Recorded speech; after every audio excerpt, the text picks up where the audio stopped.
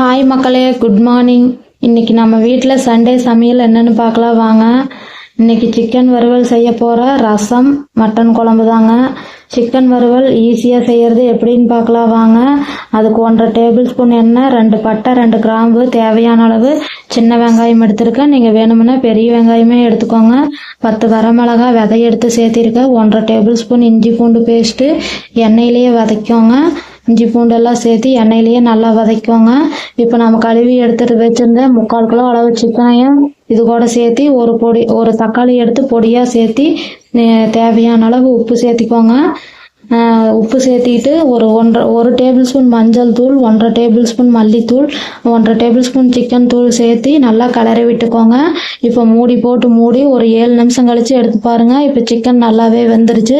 இந்த டைமில் 2 கொத்து கருவேப்பிலை, கொத்தமல்லி தழை கொஞ்சம் சேர்த்து நான் தேங்காய் சேர்த்திருக்குங்க. நீங்கள் வேணுமுன்னா சேர்த்திக்கோங்க, இல்லைன்னா வேண்டாம். இவ்வளோதாங்க, சிக்கன் வறுவல் ரெடி. அடுத்தது ரசங்க. ரசத்துக்கு 3 தக்காளி, நெல்லிக்காய் சைஸ் அளவு புளி எடுத்து கரைச்சி வச்சுருக்குங்க.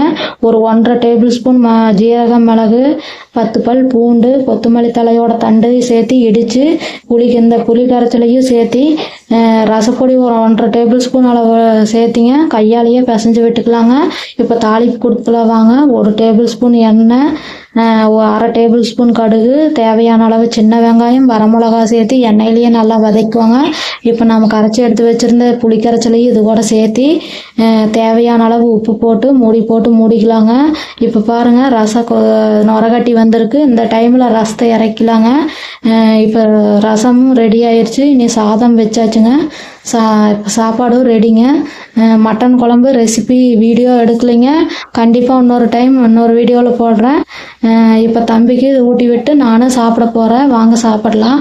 இப்போ சாப்பாடு ஊட்டி விட்டு நானும் சாப்பிட்டாச்சுங்க. இனி இருக்கிற பாத்திரம் எல்லாமே கழுவியாச்சு. வேலை எல்லாமே முடிஞ்சுங்க.